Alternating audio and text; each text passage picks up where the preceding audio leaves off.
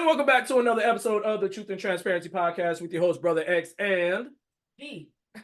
Culture. Science. You've been watching too many 90s sitcom TV shows. My head is a 90s sitcom. What are you talking about? I mean, yeah, you do. I mean, you got like 3 fly girls that dance around in your head, and the other stuff is science. What about TLC? Those are the fly girls. Okay. Yeah, I'm about to say. And here on the Truth and Transparency Podcast, we talk openly and honestly about everything in between, why people can't get right in 2024. People, y'all gotta chill, man. I hate stands, but we're gonna get into that later. But without further ado, we got some people in the house today. We got a packed house today. You know, we got a full congregation. We're gonna come before the people. We're gonna introduce our guests. We got some newcomers. We got one newcomer in particular. We want to shout her out. She's dope. She loves books. She got some of the dopest glasses next to the culture scientist that I know. Her hair is bigger than life herself. The tiny librarian. Introduce yourself.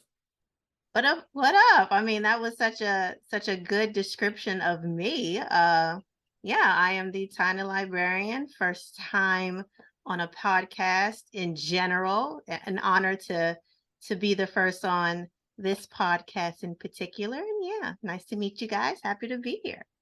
Awesome. And you know him, you love him. He eats OPR eggs in his spare time himself. My brother Deion, how you doing? I'm good, man. Them eggs, you had to bring them up, man. I had to. It's a callback. Listeners, if you don't know, go back to the bachelor party episode. But welcome. Our brother Drewski, he should hopefully be joining us a little bit later in the episode. So when he comes in, I'll acknowledge him. But you know him, you love him. I'm not gonna pick at him because he might stomp me out in some Nike boots and throw some obey on my body. We also don't want him to quit. Yeah, we don't want to have to actually edit the podcast ourselves. So, Mr. Smith, how are you doing? Wow. that's one hell of an intro, but okay. Anywho, it's your favorite fed, Mr. Smith, also known as the Soundbite Poppy, also known as Mr. Damn, son, where'd you find this? And I want to thank the listeners for the comments, the plays, the subscriptions. Keep feeding us, and we'll keep feeding y'all. Number 1, shout out to Chaotic Culture Podcast for always showing us love and support. Number 2, people, these Stanley Cups that y'all are like going crazy over, why? Seriously, it's not that deep. I understand the whole resale market and all that, but I'm gonna need y'all to calm the hell down. And number 3, protect your mental, protect your head's peace, because I'm gonna get into that later. But Nick, I'm tired. I'm just gonna say that. All right, man. And honestly, that's real. I understand that. Before we go any further, so listeners, I don't know if you know, but niggas is dying over lemonade. Damn. There's no other way to put it. According to a report from Panera Bread, aka hospital food, Panera Bread has removed charged lemonade from menu following lawsuits over death.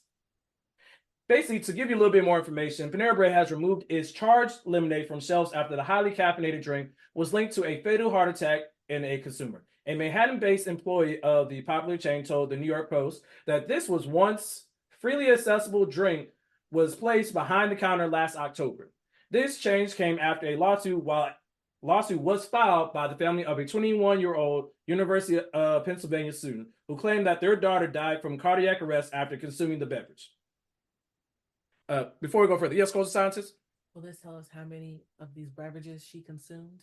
I don't know. We're going to find out. So the drink containing more caffeine than Red Bull and Monster Energy drink combined, so, you just want to die, was reported by the outlet to have a 30-ounce serving with over 390 milligrams of caffeine, nearing the FDA's 400 milligram daily maximum. So you got right up to the line and was like, yeah, I got just enough sugar that I want to have a heart attack. Like, I want to be able to see sound is what you're trying to do. Anybody have any quick thoughts about that? Yo, that shit wild. Like, I got, why make something that caffeinated? Like, I think like the fact that it's Panera Bread throws me off, because like it is hospital food, and like I just do not see Panera Bread doing something like it. Just why? And then why? The confusion is real. The confusion is absolutely real for me. I do not understand why make this. Why Panera of all people And yeah, that's confusion. That's my reaction and answer and response. That's real. Deion, you drinking this lemonade? I got nothing. It's like a Four Loco light. Dog. Yo, Four Locos like, dog. I don't know what they get wrong. Four Locos like, he ain't even do nothing. Yo, like it's Yo, like Paula was like, and y'all thought I was bad. And everybody was like, you were. You still are. You and So Mad Dog 2020. Oof. oh God, oh no. It sounds like they were trying to bring back Four Loco, like, ooh, I guess Panera, no one likes Panera. Let's just make like revamp Four Loco in the form of charged lemonade. Like the market person needs to be fired, or whoever came up with this needs to be fired. Not just for the death. I mean, the death is absolutely tragic, but just Pretty important. oh yeah, that's I'm about to important. say, I But mean, like, there's priorities, yes. yeah, Of course. the rank of death hits first, but you got to be fired for this decision. Secondly, just double fire. Just don't Yeah. have another job or Gotta something. find the hitman. I'm about to say, before we go any further, I want to make sure I give Mr. Smith his due time, and then I have a couple thoughts. I know Coach of Science has some thoughts.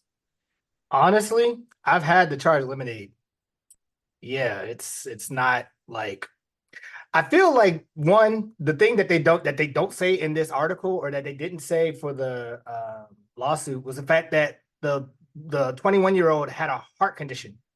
And it said on there in their warning, hey guys, this has a lot of caffeine. So if you have any type of thing, you might want to be careful about it. Not only that, she had the largest cup. So that means that's triple what was shown on the daggone thing. Even the largest one, like you said, gets to the 400 milligram daily maximum. So she was messing with fire. She even said in the little, if I remember correctly, not in the lawsuit or in the piece where she wasn't feeling well with the fact that she has to take medication for a heart defect. I'm like, well, then why would you take this much caffeine? It even says how much caffeine is on the menu. However, to that I say, if you're gonna remove the charged lemonade, whatever. I got other protein stuff that I can drink. I'm not worried about this. But if you're doing it over a death, it's giving me Karen vibes that people don't read. Reading is fundamental. That's And all. as a tiny librarian, I support that. Hey. Definitely need to read. There you go. But first couple things real quick. One, in addition to the person who marketed this and came up with this idea, anyone who markets new ideas for KFC, like the double down, yeah, you need maximum prison, no 24-hour lockdown, shoe Now program. that I can see how will lead to deaths. Ain't no lead. It's like it took you to the door and kicked you through the door. I'm just saying.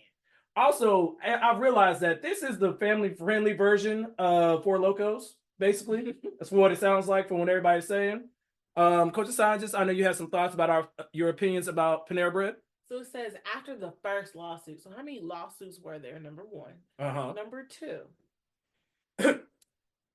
Again, like Mr. Smith stated, who in their right mind doesn't read? Like, if you're gonna have something charged, you should really check what does that mean as charged. Like, what does that mean exactly? No, bitch, you don't. Let me not. Current people excluded. Negroes don't read in 2024. They just scroll on the internet and watch TikToks. And then this is the true definition of clickbait. Oh yeah, very much so. But with that, we're actually going to go ahead and move on and actually do something else that's very important, which is our mental health check-in. Listeners, this is the time where we kind of check in with everyone and kind of see where everybody's mentals are at, make sure everybody's doing all right. You know what? I'm going to do it reverse. We're going to start with Mr. Smith. How are you doing? What up, though? Yeah. Life is whooping my ass right now. I'm not even gonna hold you. Life is beating the absolute brakes off me. I feel like that meme where it's like, fight back, nigga, fight back. Yeah, that's me right now. I am fighting for my life right now. Yeah, I don't know. It's been an interesting time as far as like mentally trying to just get through this seasonal depression. Call it what it is. That snow with no sun and then clouds for the last couple of days.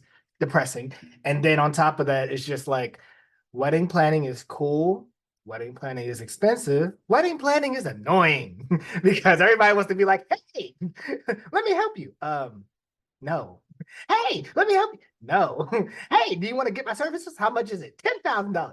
Fuck no. That's not happening. So Oh, wait, Mrs. Smith. I'm sorry. I don't mean to interrupt your point, but we're not laughing at your pain. But Coach of Scientist, does this sound somewhat familiar for some odd reason?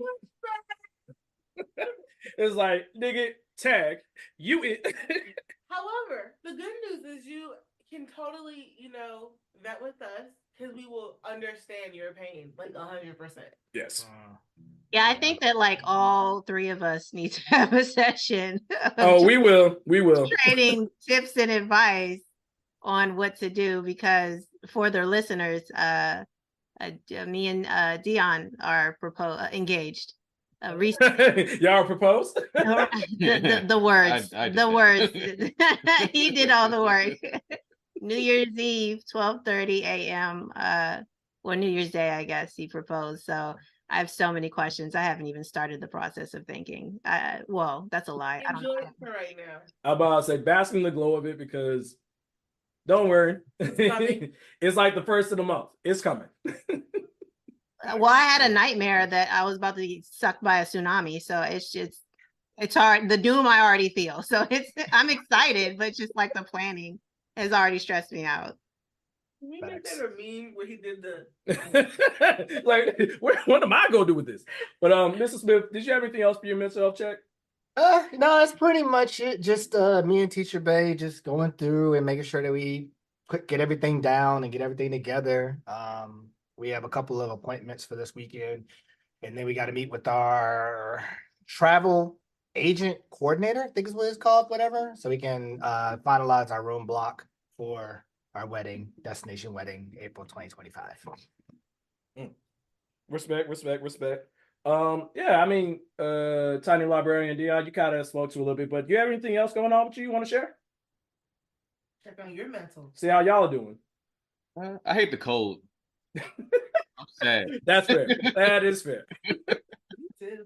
That's real. But I don't know. I'm doing all right overall. I respect that. I'm trying to meditate, but it don't work because you got to think, but you can't think, so it don't work. that is the conundrum. Understand that, like, Yes. 100%. I'm gonna say, Deion is one of the most philosophical people I know. I agree, actually. Yes, I'm about to say some of his sayings have saved our lives, but we won't talk about that right now. What? What we are going to do is give a quick moment to our brother Drewski for joining us on the pod. Welcome. Right now we are actually doing our mental health check. So just like the teacher that calls on you when you're not paying attention, it's your turn to talk about how your mentals are. Can you hear me? Can you hear me? Of course. Oh, mentally? Shit. I need a vacation. Where we Don't going? be Where we going? We'll talk off air. We don't need the feds watching our money because we ain't got no money. We broke Honestly, five. second week of school just started. Students are going crazy already. Our teachers went on strike last week. So it's been a very interesting week and a half. Mentally, they're stressed out and they're trying to stress me the hell out too. And I haven't been on my veggies, so I've been real chill. So I need to be somewhere in the sky right now, but I can't, unfortunately. And it's been a very dry January, very dry. So mentally, I'm making it, but I can't wait till spring break. Fair enough. Let me not be rude to the Tiny Librarian. I want to make sure you had the chance to share your mental health. Yeah, man. I'm well, I actually like the snow and the cold, so my bad, y'all, but I'm doing pretty good. I'm all right. I mean, I took the whole month of January to just rest and recharge.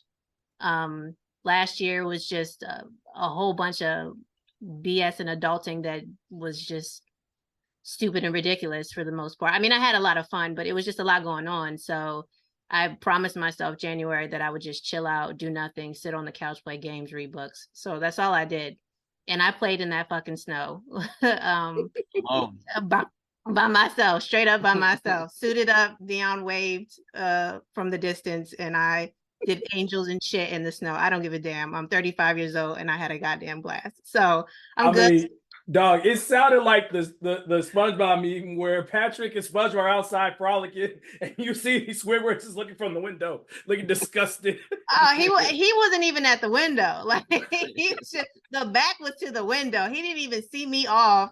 Nothing. Like none of that. But I had fun. I do not care. I enjoyed myself. But January has been kind to me as far as my rest. If I can fight off the thinking about planning and my birthday and stuff like that in the future, if I stay in the presently, I'm good. I'm real good. Respect. Culture scientist, how are you doing? You know, was it Guardians of the Galaxy 2 where Groot was like baby Groot? Yes. And he's dancing. Well, he's like toddler Groot in my brain. Yes. He's like dancing around. It's fire everywhere. And they're all fighting everywhere. But he doesn't have headphones and he's just like that. He was what? Like that, right? Mr. Smith, you know what to do with that clip. All right. So essentially, I feel like that's how I've been for like ever. And it's my happy place. I don't know how I feel about that because I'm the one fighting in the background. Is that it? But I know I can't always be that. I have to like remove the headphones. Oh, okay. So when I remove the headphones, it's like. Fair enough. However, Mhm. I'm trying to like turn the volume down Okay. and not remove the headphones. And that's my metaphor of how my brain is. So we're like working on turning it down and taking, one bite out of the elephant. There you each go. time. Respect. But all in all, I try to stay in a happy place and keep my peace. And I tried very hard to not let other things, although definitely the other day, my peace was not there. Bruh. Dog, that thing. And certain people and certain things to bring that other side out of me. But it also brought out a really deep need cry that happened. So, refreshed, revised, and we're gonna move forward. Respect. I can definitely feel you on that. I know for me, honestly, mentally, I'm at a weird place. Yeah. Oh, do we have some notes? One more thing. Mhm. Never mind. No, go ahead. No, it's TMI. You sure? Continue. Wait, what? Wow, you're really gonna be. You know what? We're going to move on. All right. So, basically, my mental health is I'm in a place where I think I shared about it last time. I'm just in a mindset of just trying to do better and not really putting a certain focus on what I'm trying to do better at it. Just in general, just try to do better. I know right now, I think we're talking about it in the staff meeting. A big thing that we're trying to do at our school is just try to be the teacher that we would want for our kids. And that is a great saying. It's really great in practice, but it's hard.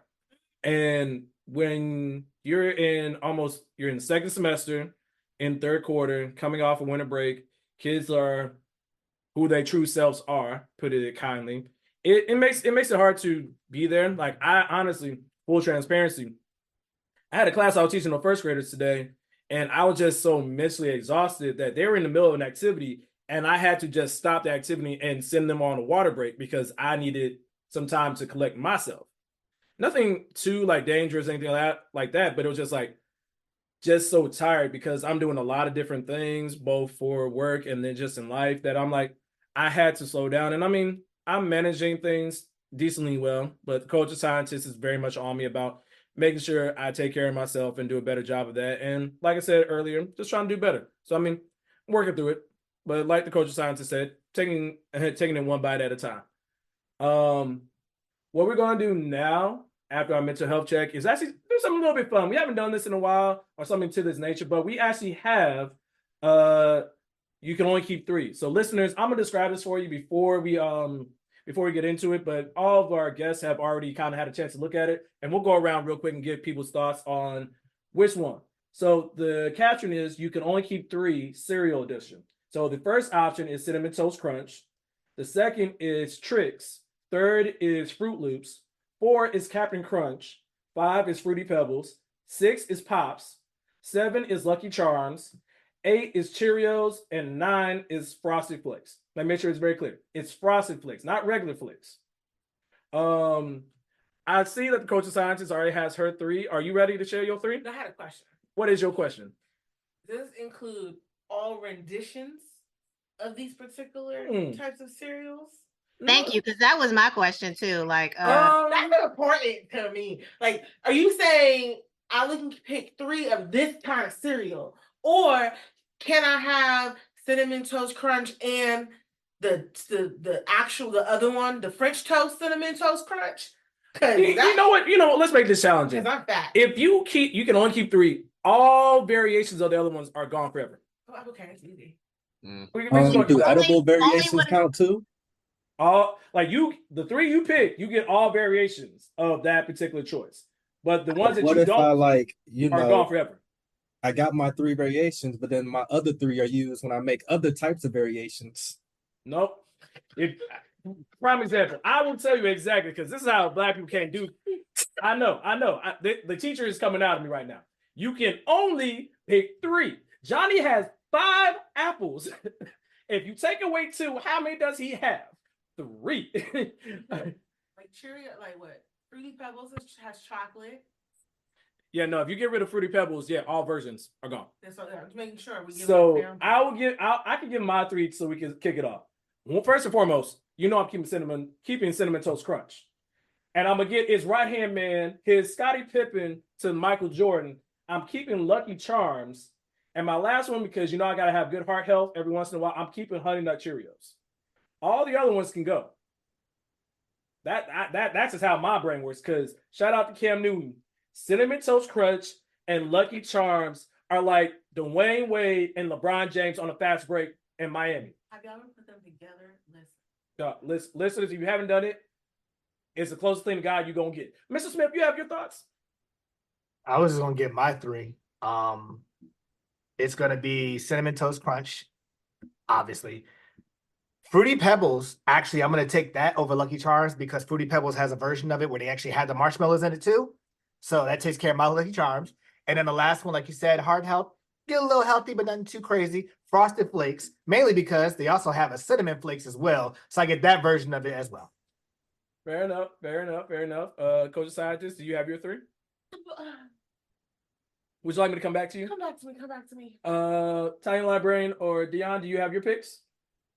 Go ahead. So mine is Frosted Flakes all day, every day. And I feel like, I ain't even gonna expand on it. It's just Frosted Flakes.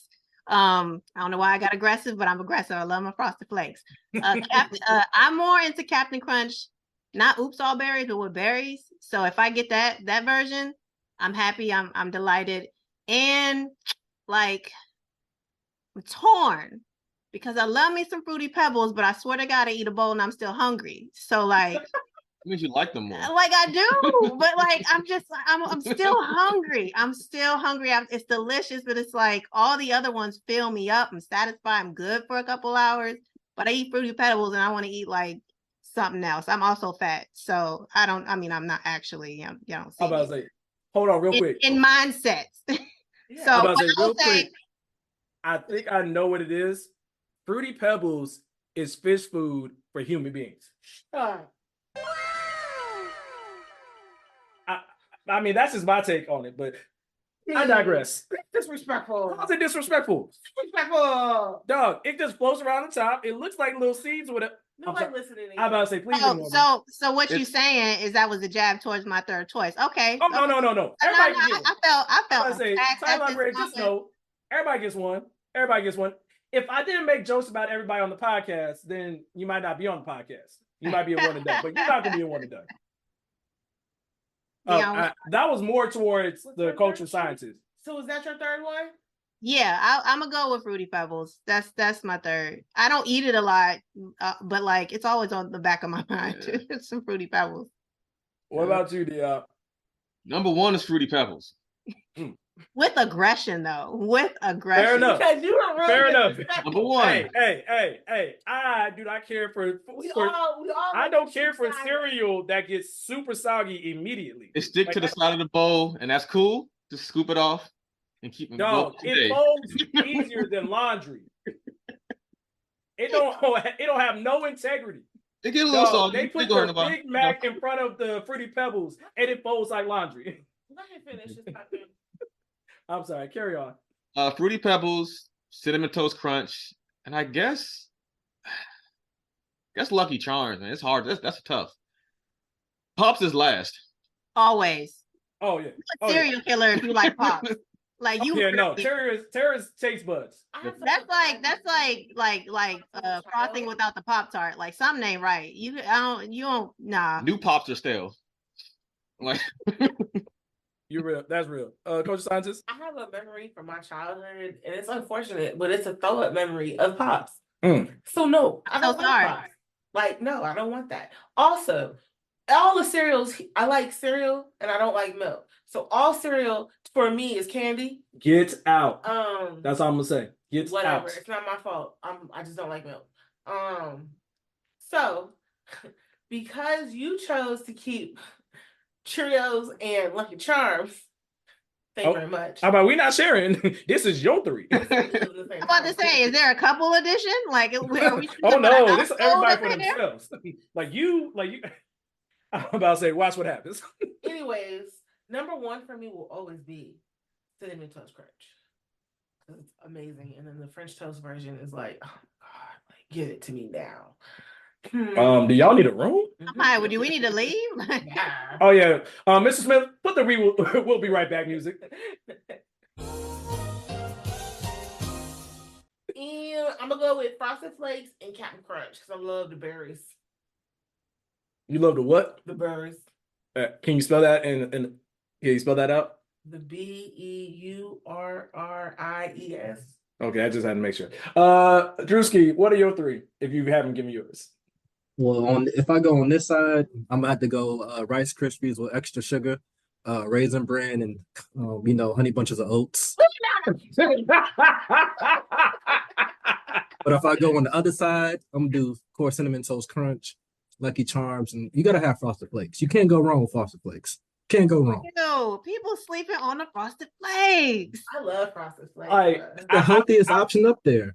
I'm Well, about to no, say, honey nut is healthier, I think. Did you say Raisin Bran in your other option? No, I'm asking. That was my- no, that on a was this very side serious coming note, out. Did you? I'm about to say, oh no, he got. Hold on, come out. Yes. Did you? That was this side coming out.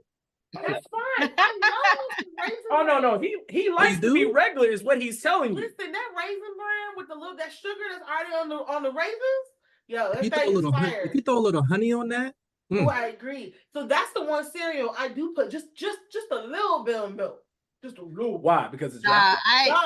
Because it actually tastes good. Oh, I'm okay. sorry. it's really Need some low. more You know, cha-cha it really for lowers your your cereal? cholesterol. Respect them. I just had to acknowledge. Okay. I would just like to say, I have said some very harsh things about Fruity Pebbles, and I'm gonna say it about about Frosted Flakes as well. I hate cereal that folds like laundry. So I'm not a Frosted Flake person. Clearly, you're on the other side of this. I'm fine. I will stand alone. I'm like Kev on stage when it comes to pumpkin pie. Although fuck pumpkin pie. I like pumpkin pie. I stand on pumpkin pie on God. I'm about to say, you alone? That's fine. I'm sorry, what? I like pumpkin pie. I like pumpkin pie. I like don't- sweet potato. I mean, all of it. Sweet potato, pumpkin, it's pecan, it's Peach delicious. apple cobbler. All of it. We real fat. Oh no, we have, like, we've had other food episodes. We might have to bring that back in a future episode. But yeah. I had dinner. I ain't even hungry. I'm just listing off shit that's delicious. you could put anything on crust, and it's good. That's to be a soundbite. I'm not even hungry. That shit just delicious. Chicken pot pie. I don't know. That's delicious. That's fair. All You're of right. it. You're right. But yeah, no, I think that's a nice little warm up. Before we go any further, I haven't forgotten about it, listeners. We're gonna get into it. We're gonna clear the pulpit for him. He's gonna hop on his soapbox and he's gonna say some things. Mr. Smith, go ahead and play the copyrighted music.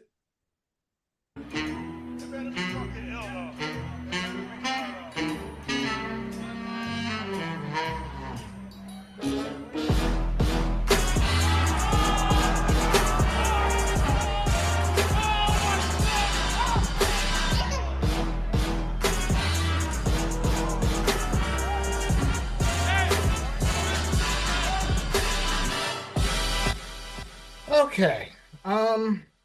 Listeners, I'm gonna keep this short and sweet for you. I don't give a damn about the NBA right now. I don't give a damn about hockey, MLB. None of that matters.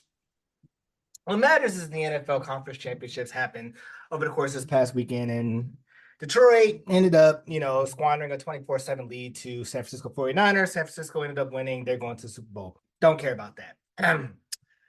My Ravens, my 13 in like 3 or 4, whatever record we had, Ravens, number 1 seed, home field advantage, went up against the defending champion Kansas City Chiefs and lost.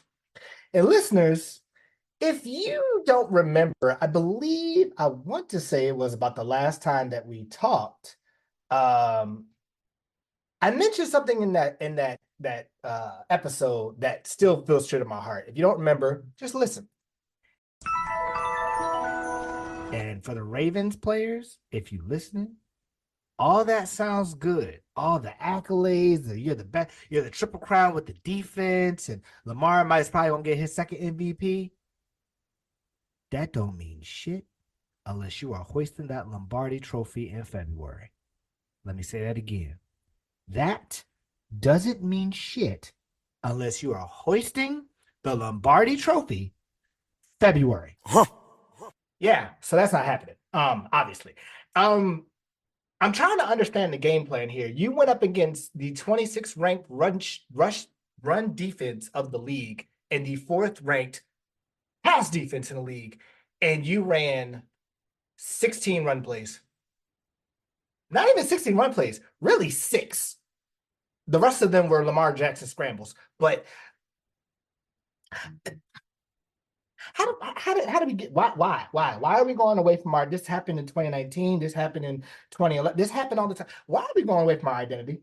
Why are we going away from being a running team? Why are we not giving the ball to Gus Edwards? Why are we not giving the ball to Dalvin Cook? Why are we trying to do play action boots with Justice Hill against 250-pound linebackers and he can't block? Why are we doing that? Why are we taking home run shots?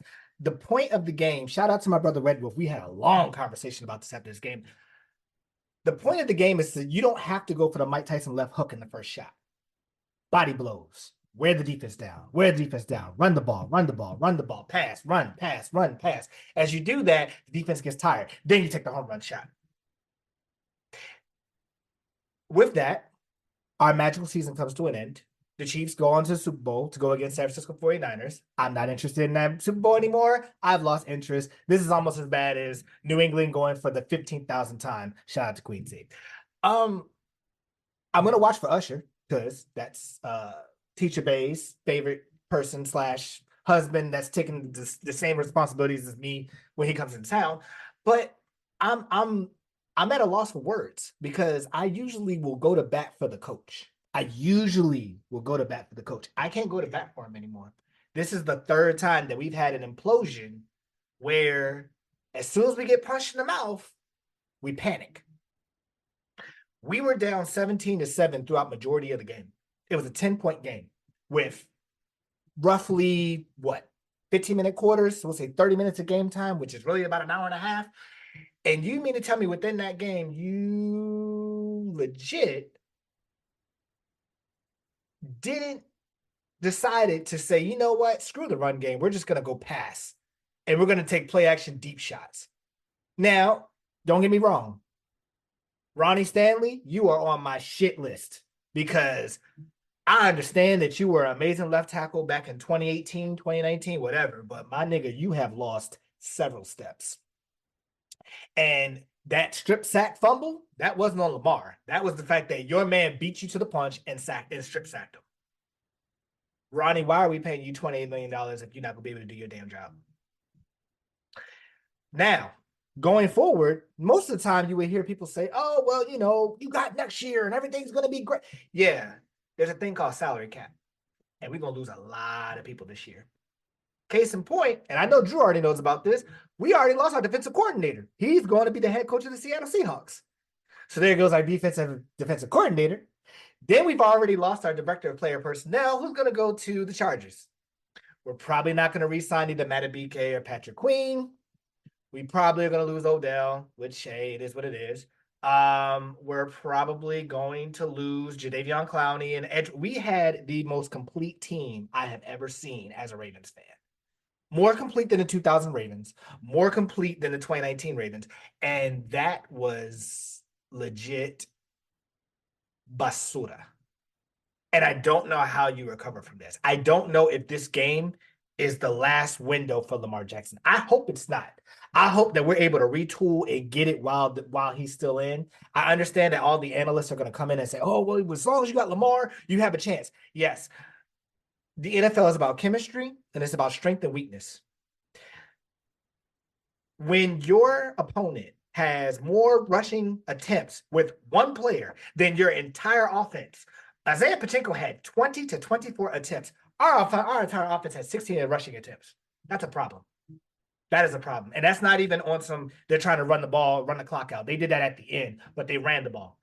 So, Hardball, you on the hot seat with me. Ronnie Stanley, you need to go. Patrick Queen, I hope we can get you back. Metabike, I hope we can get you back. Jadavion, might have priced yourself out. Kevin Zeitler, I hope we get you back. And yeah, I don't know. I honestly, that game was so frustrating. I literally had to put it on mute and go upstairs and not talk for hours after that. I was that frustrated. I almost punched a hole in the wall. I have not done that since college. I almost punched a hole in the wall. I was about to say real quick, I wasn't gonna chime in, but that is very mature of you. That is adulting. When you are that mad and you can't punch the wall because you know, damn, I'm gonna have to pay for this shit later. That is the most adult response in that situation. So I give you kudos for your adulting maturity to not punch that hole. Continue. Also, the last thing I'll leave with this: Travis Kelce and Patrick Mahomes. I know y'all not listening, but if you are, decide to listen up. Touch my kicker again. Watch what the fuck happened. I'm coming for that neck, legitimately. Wait, Tucker? wait. You coming for that what? I'm coming for that neck so I can break it, cut it, and dismantle it. Oh, I think that sounds like Lorena Bobbitt, but we're not talking about that. No, I'm not using no scissors. I'm not using no knife. Don't worry about how I do things. Just know it'll happen. But I mean, as long as you don't do it with the crab leg, I think you might be fine. nah, crab leg takes too long. I'm afraid how you know that. Don't ask. No questions. Fair enough. All right. So yeah, if you don't know, listeners, I will speed through this. Justin Tucker warms up on the every kicker in the NFL warms up on the opposing side's field 90 minutes for kickoff. He has the same routine that he has had for 12 years. 12 years. Never changed. In this particular game, he's warming up, and Travis Kelce and Patrick Mahomes first said, "Hey, do you mind moving your helmet? I'm trying to warm up." Justin moves his helmet over a little bit and continues to warm up. Travis Kelce then decides to toss his helmet, his footballs, and the holder, and then decides to talk shit after the game, talking about if you want to be a punk or want to be a prick, want to be an asshole, I can one up you. Travis, I understand you had a black girlfriend a little bit time ago, and now you got Taylor Swift. Are you feeling yourself? Please understand, you came to Baltimore, my nigga. It is not a problem to take you down Lombard, Pratt, Baltimore Street, North Ave, Edmondson. Don't do that. You don't touch Lamar. You don't touch Ray Lewis. You don't touch Justin Tucker. If you do that, you might not be able to get to your team bus in time. Trust me, Baltimore niggas is like that. But if you have any actual positive questions, comments, concerns, or want to learn more about the NFL, hit up my boy Red Wolf on his YouTube and his Instagram. His links will be in the description below. For the other music. Am I the only one that doesn't think, or that's not impressed that he's dating Taylor Swift? Oh no, I think it's trash. Okay. Oh wait, I'm sorry. Play the first music again. I'm getting on my soapbox real quick.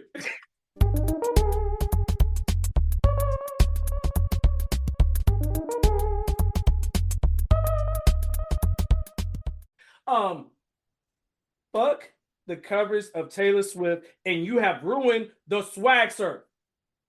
I will never forgive them for that. Yeah. No. You have not. Have you seen the video of it? It's bad.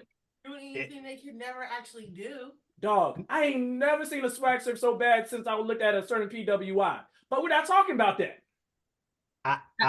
I'm not looking at They it. called it the latest viral dance, like it's new. Yeah. My That I nigga, did see that. out when? Like Disrespectful. like shit. 08, 09 maybe? 08. It was when all the dance crazes were coming out. I was about to say, nigga, we did that at my graduation. What are you talking about? Oh, that just We did that Dreamville last year. Oh. You guys call that the new viral wave? Hello. dog, I just hate it. Like, in all grand scheme of things, no one really gives a fuck who Travis Kelce is dating. Nope. We really don't. I didn't even know who he was, so everybody kept talking about this Taylor Swift, and all he don't care because that job everybody kept talking about. Yes, but yeah. All right, sorry. I had to get that off my chest. I'm sorry. I had forgotten all about it and got mad again. Now we're gonna hop into the next segment of the podcast, which is called Now Mind You. Now Mind You is a segment in the podcast where we talk about things that we find on the internet, Reddit, the Shade Room, Ball Alert, that we find interesting, and then we use the Black vernacular to say "Now Mind You" to show you a key or vital point in said story.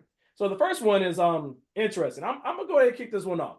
The title reads: Polite man robbed Chicago bank with note vowing to pay it back soon, just days after being cleared of another bank robbery.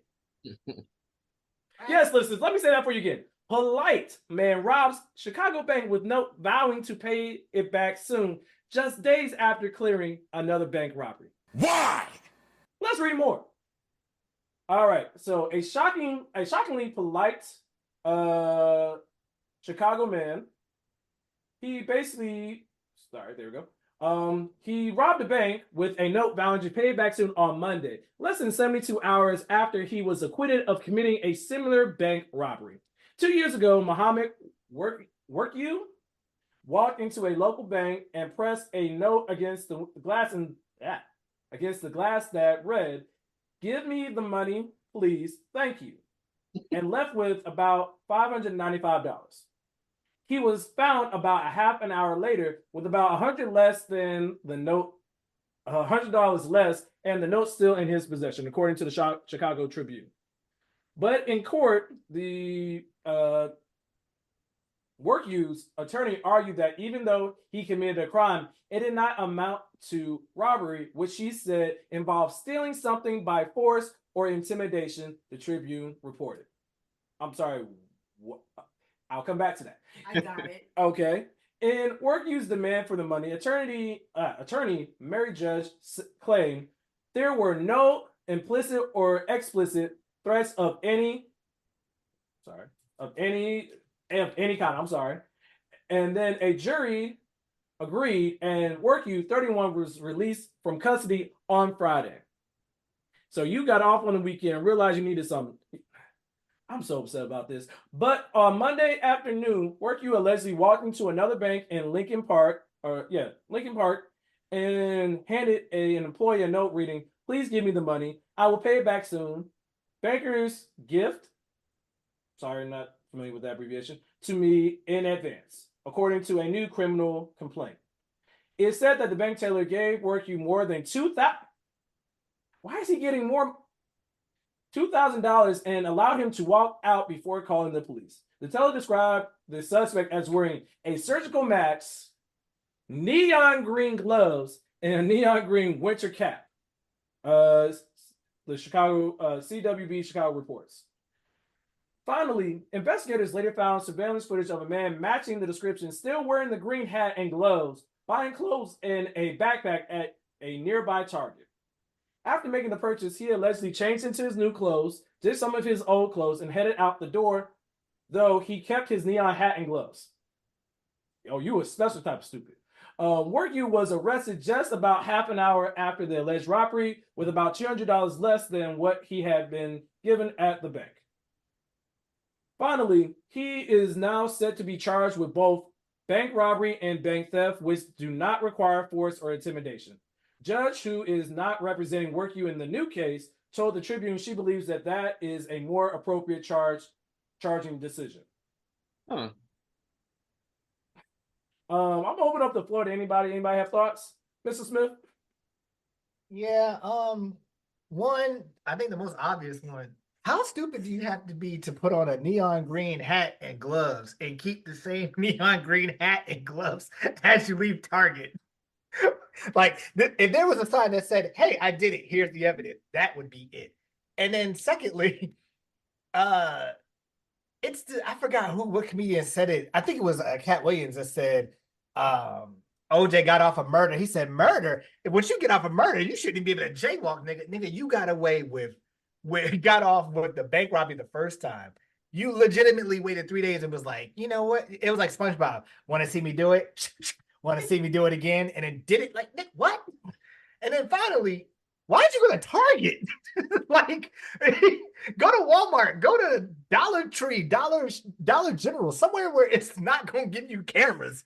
My nigga, if you want to get that, just FBI or anybody else, please don't come from me. I'm just simply saying what we all are thinking, but that's not what I would be doing. I know y'all are listening. Y'all listen to everything. But I just don't understand, why were you making it so obvious? Everybody knows you're supposed to go on all black, so that way you cannot be picked out from anybody else. Instead, you put on something that was really, oh, I'm looking for a bank. Does that nigga got neon green? That's the perpetrator right there. Like, what? Come on now. Looking like a bright highlighter. So at first I was like, Mhm. that was a really smart defense. Okay. I was like, all right, that was a cool defense. And he went and did it again. Why? Are you that smart? Or is something going on in the head? Or are you homeless? Are you trying to get like a more severe charge? See what you can get away with? And again, why you go to Target? And what did you buy the first time that made it $100 cheaper? That's what, less. So that's what, You know what he bought? He bought the hat and the matching gloves.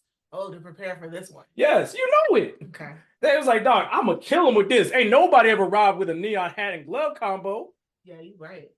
Dog. I'm just saying. Those are my thoughts. Anybody else? So if he has a good lawyer, which he probably won't get because he doesn't have any money, but he didn't really rob anybody because he asked for it. It's like aggressive begging. Yeah, that's what the judge was So saying. like, That was the first time, though. That was the first time. yeah, Like, but he got away with the whoops. they let him out because he aggressively begged. So he might get away again. I doubt it, but it's Dog, if he gets away with it again, he might. need to be one of Batman's villains at Well, this this point. time he said he was going to pay it back. The first time he didn't say he was going to pay it back. He said he'd give it back soon. Yeah, but this time this is like this may be to him how you get a loan. yeah. I'm so Trying. He's going to jail, but I'm trying. Oh yeah. Ain't no collect $200. You going to jail. You would have been better off hitting the corner, Yeah. post You're up with the right. sign, or being a prostitute for a night. Make all the money he need and to do what he got to do.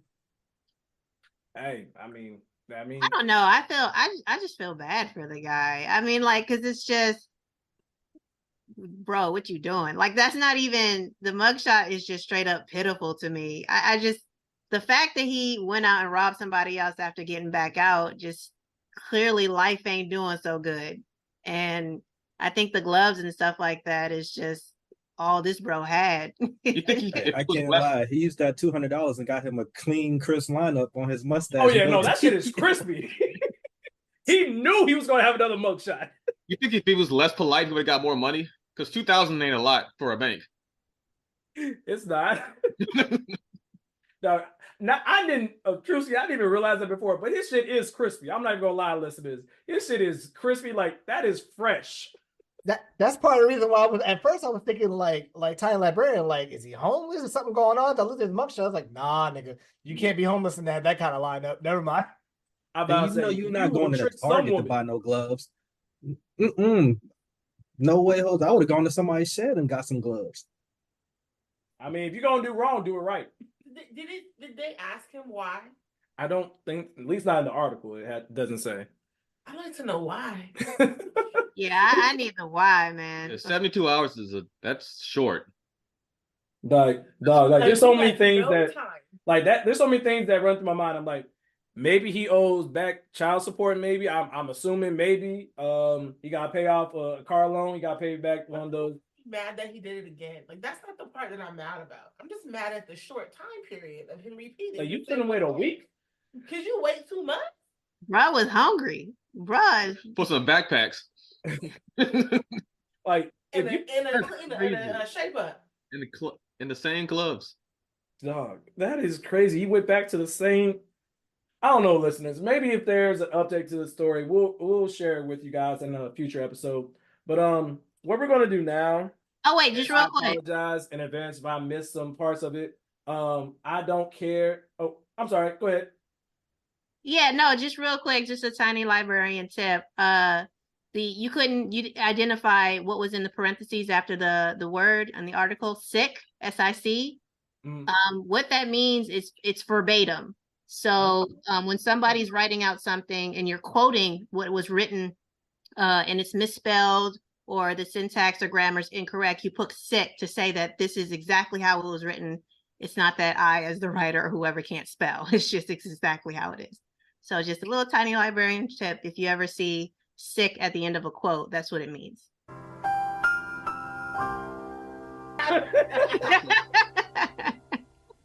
I'm mad we're all in sync on that. But yes, thank you, Tiny Librarian, for that. The last story for now, mind you, it's just a two-parter. Basically, if you have been living under a rock or minding your own damn business like most people should, you may not be aware of this, but the geriatric Barbie apparently has a one-sided beef with Meg The Stallion. So I apologize and feel free to chime in if I miss pieces of it. But this all allegedly started back on Friday, I believe it was, when Meg The Stallion released a new song called Hiss. Fire. It's a phenomenal song. Keep that in mind. So we banging it. It's cool. She talks her shit. She talks about all things that have been going on with her, how Drake probably had a BBL, but we're not talking about that today. And all a whole other things. But there's a particular line that caught the geriatric Barbie's attention, which was a line about Megan's Law, which basically refers about having sexual offenders have to register themselves, which The daddy is real mad. The law that the father, the father of Megan, the father of Megan, so the child that it was named after, the father is pissed. because apparently somebody communicated it to him that it was said in the song. Now, mind you, He's making a big deal. right? Mind you, he doesn't know what's going on. He may be out of touch or whatever. We're not here to discuss that right now. We're keeping it real black over here. So basically, she says it in a line. Mind you, it's a throwaway line, nothing too particular. Maybe she's throwing shots, but she's already throwing shots at everybody. So Nicki Minaj, either she already had it prepared or she was fresh off a line of a you know what that we're not going to talk about. Basically wanted to play snippets on either her, I forget what space it was, but some form of social media, snippets of a diss track that was going to come back out here. Here's the first twist. Apparently, the beats that she was trying to use, one I think belonged to Juicy J, which is kind of like almost an uncle to Meg The Stallion. So he was like, "You're not using my music to diss my niece like that." And then there was another one by Lil Ju. Yes, listeners, the same Lil Ju that produces all of Meg The Stallion's wonderful hits. You'll recognize his tagline. But basically, that carries on. So we get all the way to about Sunday. Mind you, Nicki Minaj is going on social media spaces complaining and basically yelling at a wall more than Mariah Mills and the Zion Williams situation. For those who know, you know. But basically, it gets to Sunday, and she finally gets with a producer and produces a song called Bigfoot. Now, mind you, she already been talking on these spaces, saying all this fucked up shit about like Meg's foot. She only got one good foot.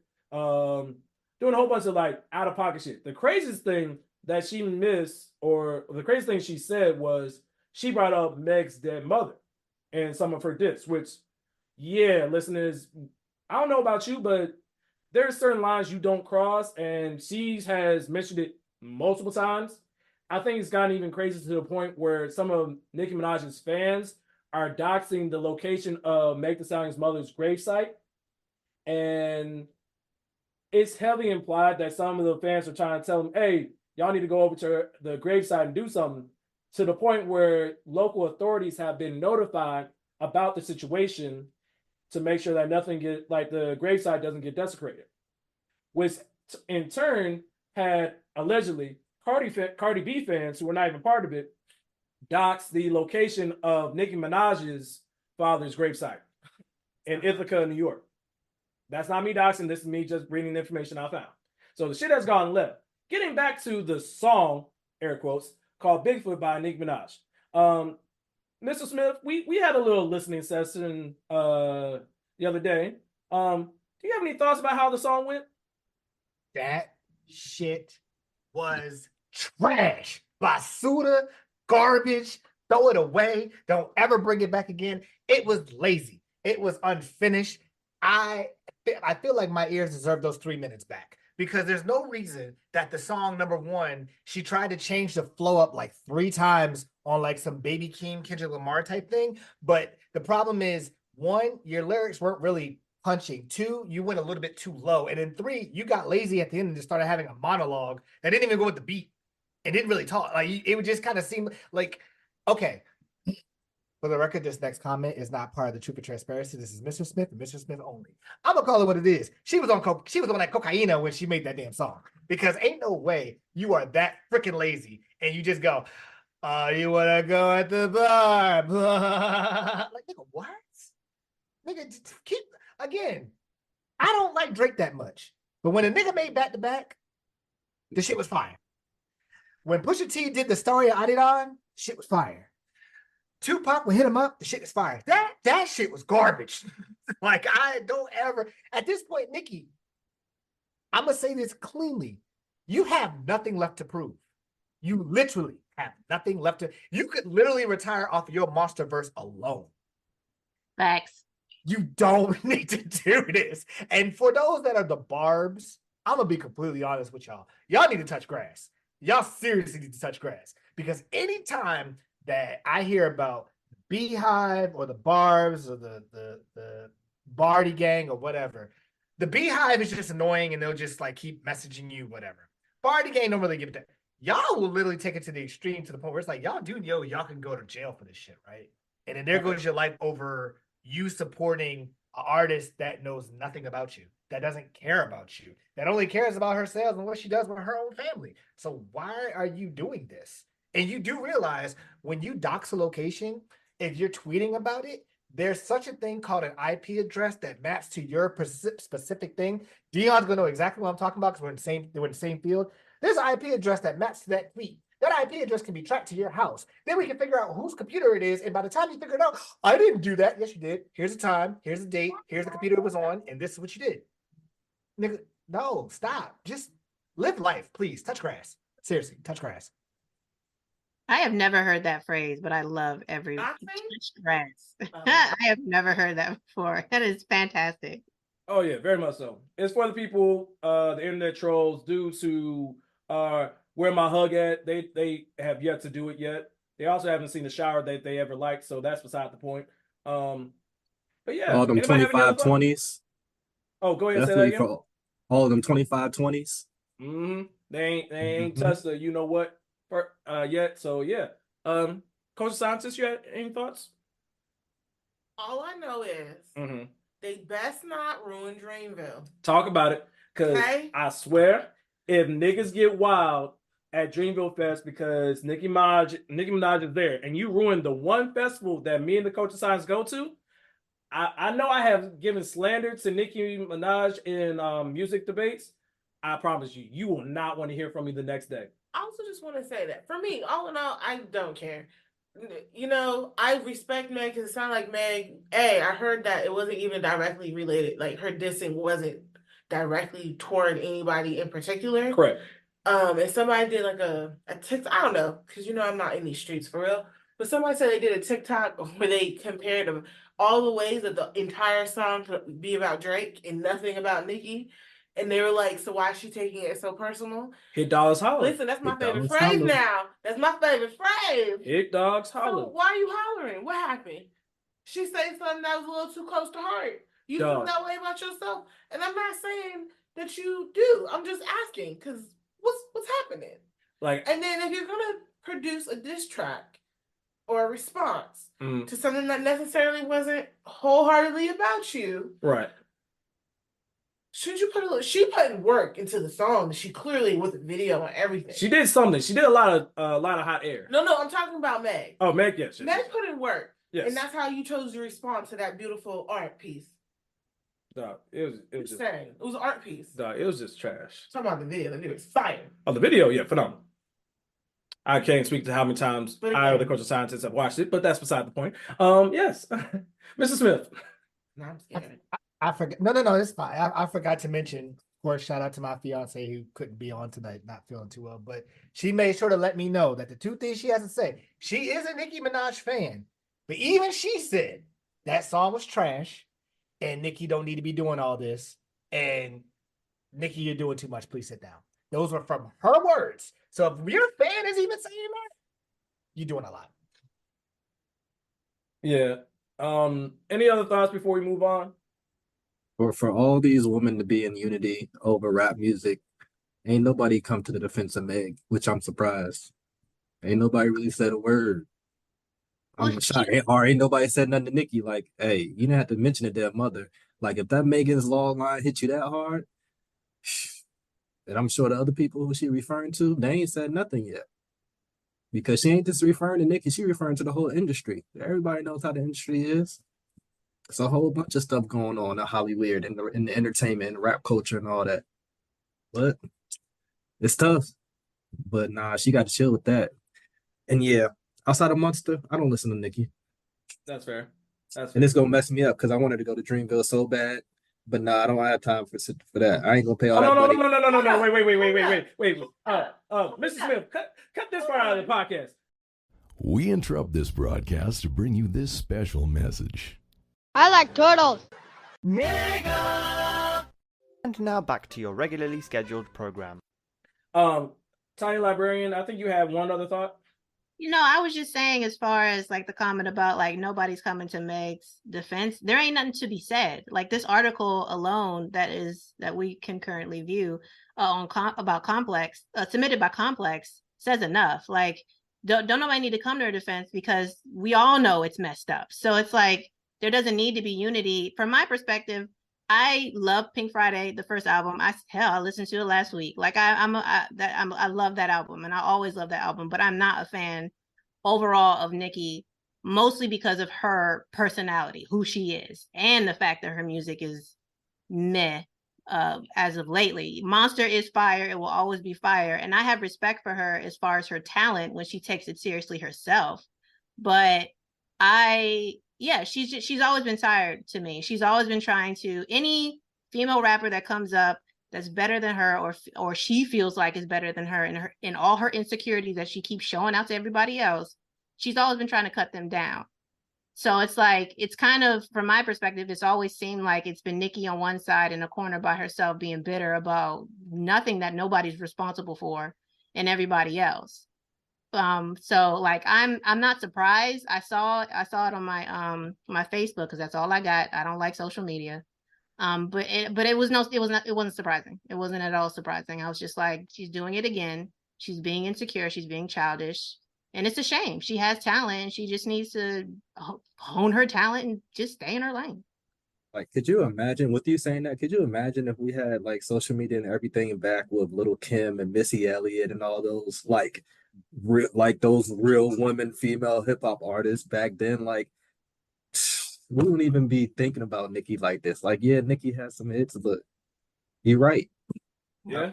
I still listen to Missy. I'll pop Missy in a heartbeat. I'll pop Little Kim in a heartbeat, even though I know, hey, if I know what I'm getting when I'm listening to Kim. With Nicki, yeah, I don't know no more. How about say? I think there's still some. If there was still social media back then, I think there would still be beef. Beef will always be beef. There's a TV show about beef in the hip hop, like that. That's just the thing.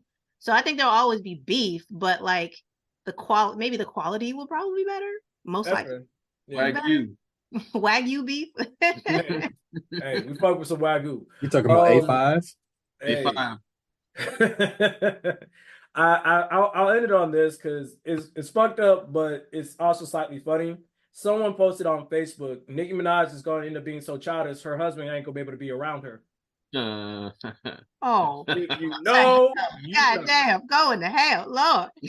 No, when I saw that, I'm like, whoever posted that was like, yeah, you're going to hell with gasoline draws. Damn.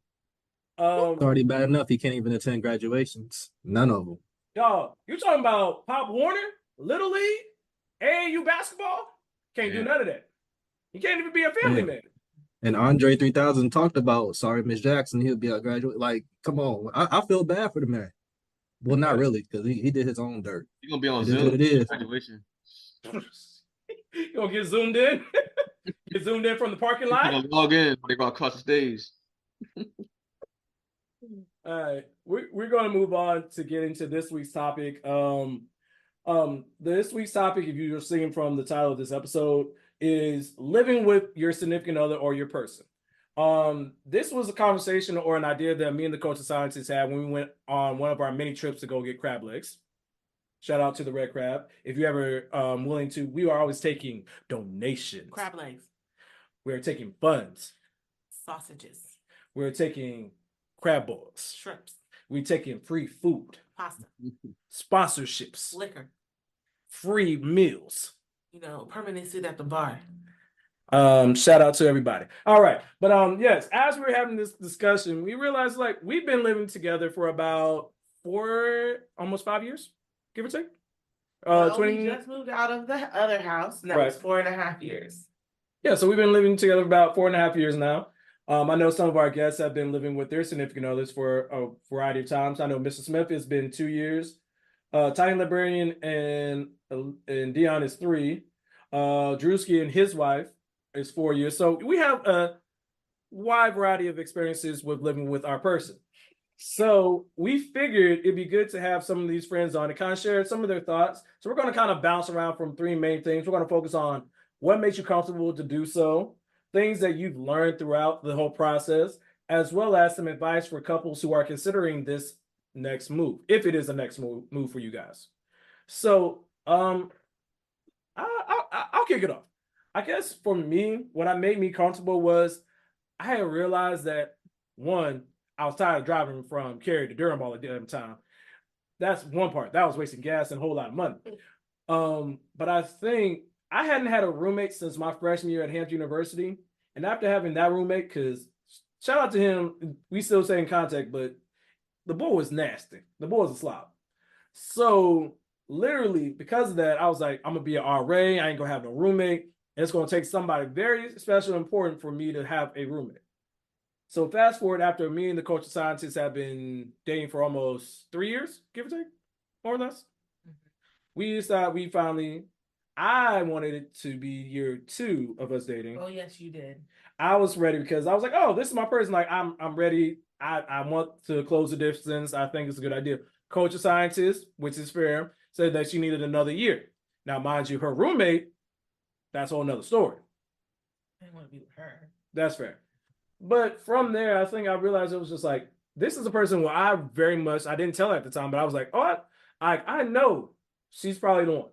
Like, I knew it before the pandemic. I just didn't say it, but going through the pandemic and watching her in her program and everything, I was like, oh yeah, I'm confident like she's the one. So I wanted to establish that. And I know that there are some values that people were like, oh, you shouldn't live with your person before you get married.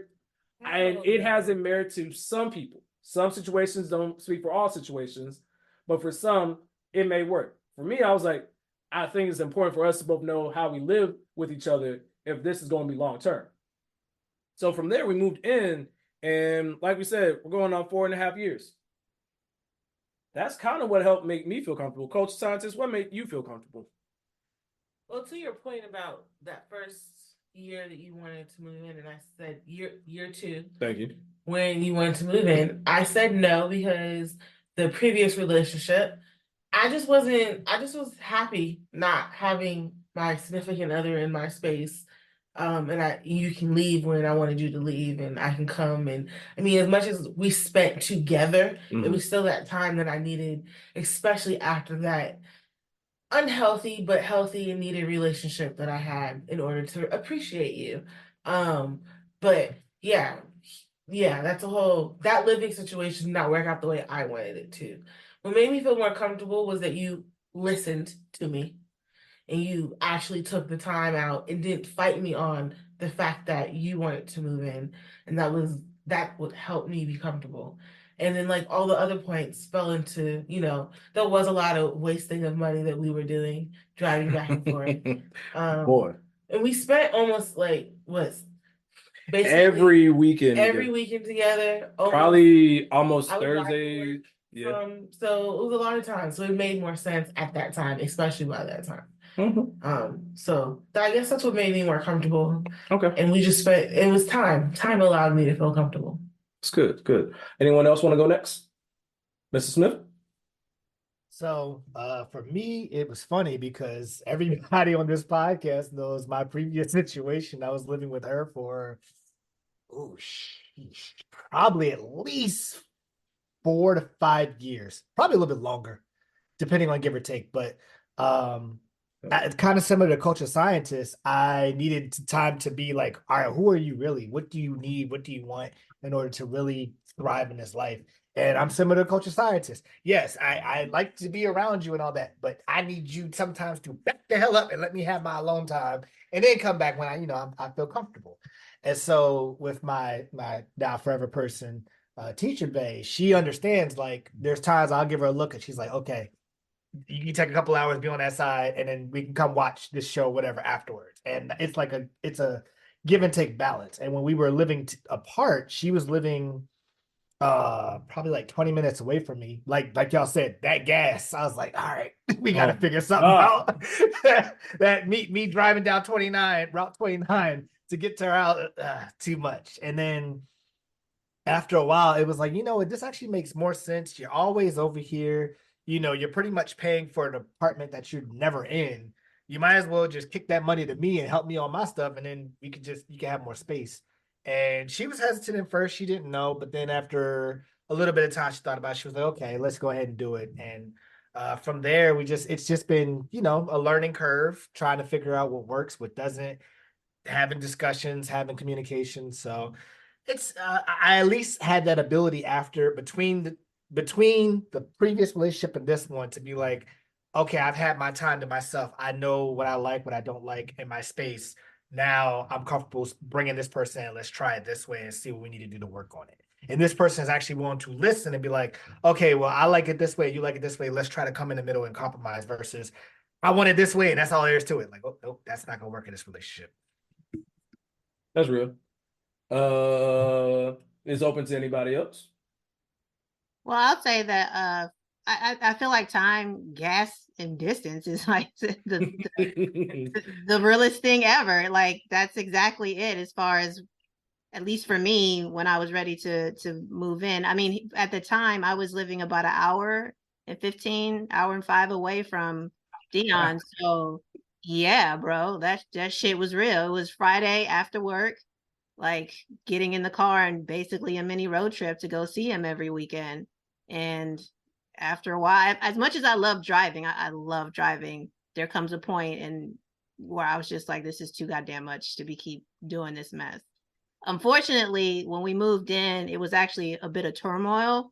Like, I unofficially moved in during COVID because when the state shut down, when they weren't trying to let people leave out the house and stuff like that, like, I didn't want to be stuck in my apartment by myself.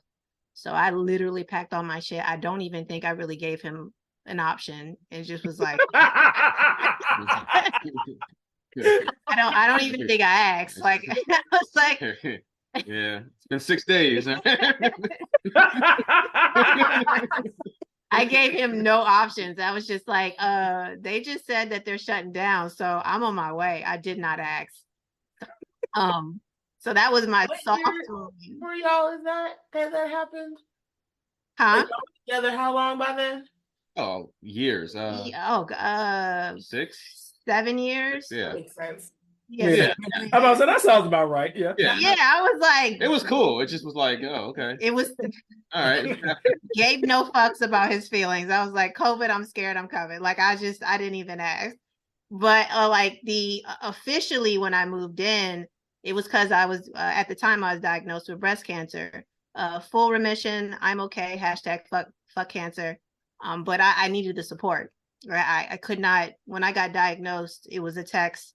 Now it's 2021. A year later, I was just like, I gotta crash with you. I can't do this whole thing by myself. So in the process of treatment, I officially moved all my stuff in. Had to deal with the lease issues, security deposit bullshit.